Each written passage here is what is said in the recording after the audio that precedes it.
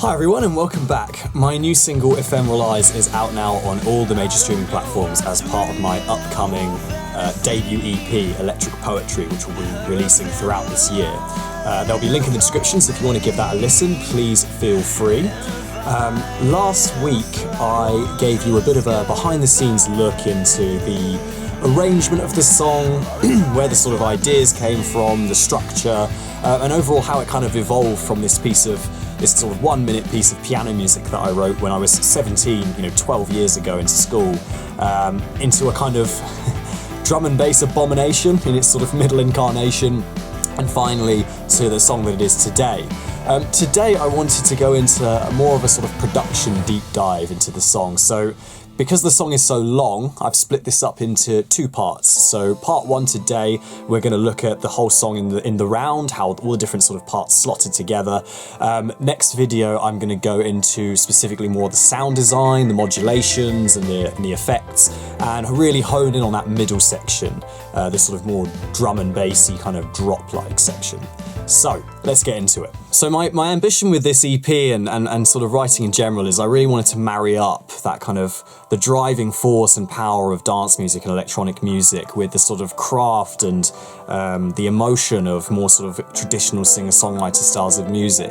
And this song is certainly an example of that. So you've got this kind of introduction with all these lovely glassy, spacey pads and piano, and this acoustic guitar comes in with a very sort of warping, morphing, modulated delay, which adds a kind of additional cinematic, almost artificial, but very spacey effect to it, because of course the acoustic guitar is a very acoustic, natural sounding instrument by definition. And so I use a plugin by Soundtoys called Crystallizer, which is really great at kind of adding strange and interesting and unpredictable modulations to those delay tails.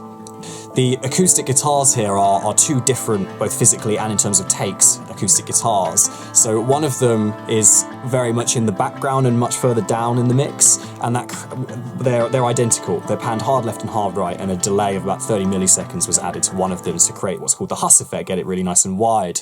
And then the guitar right up the middle provides the sort of definition to the sound. But they're really out of time with each other. I didn't kind of go in crazy with the editing to match them up. I wanted there to be a bit of a sense of chaos and almost dislocation from that part of the song, which is in contrast to what we'll look at later, where I was very kind of precise with lining up those guitars in the chorus to make it very tight. Now, in terms of the drums, the sort of bedrock of the drums is a real kit played by my good friend Harry from Took and Echo. But they're layered with lots of different loops, lots of different samples and loops to give it texture and more rhythm, and little shuffly hi-hats here and additional kind of snare layers and such there. It really kind of contributes to giving it a sense of power and drive and urgency in that sort of instrumental kind of section before the bridge into the chorus. And you can kind of hear what that sounds like now with all of these different parts being layered and unlayered and sort of peeled back. I also used Track Spacer here, you can see, to basically duck the transients of all of those loops out of the way, just in the sort of mid-range. I didn't want that clickiness to get too aggressive, too harsh. So carving out space in that way just means that you're not losing the frequencies by simply doing a scoop or a notch or whatever. You're only ducking them when the main acoustic snare hits. So now as we get into the chorus, we can have a look at these acoustic guitars that I just mentioned that are much tighter. So again, two different takes on two different guitars. Again, one of the takes, or rather two of them, are panned hard left and hard right, and the Huss effect is used to give it stereo width. And then the guitar that's panned right down the middle gives it all the definition and power. But as you'll be able to see, I went very, very specific with the editing on this, so I really wanted to line up the transients really quite precisely to ensure that they're hitting at similar times. You can see here that they've been edited quite heavily to ensure that they're lined up on the, to make sure that power and definition is preserved and that there's not any nasty kind of phasing or thinness. So with regards to the bass, again, I really wanted to